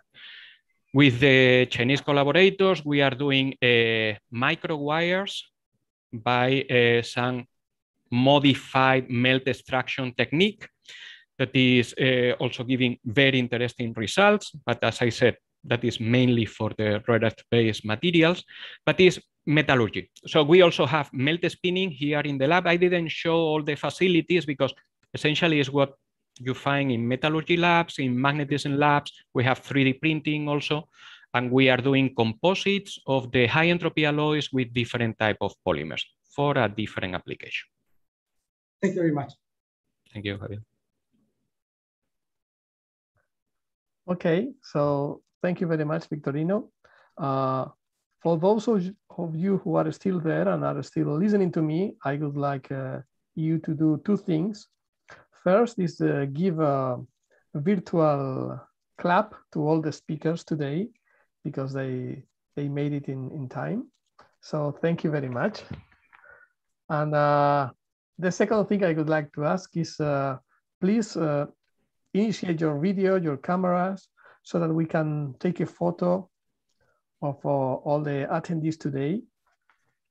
So the good thing is that we are more than 40, so we have 2 pages of photos. So I'm going to take the first one from the first page.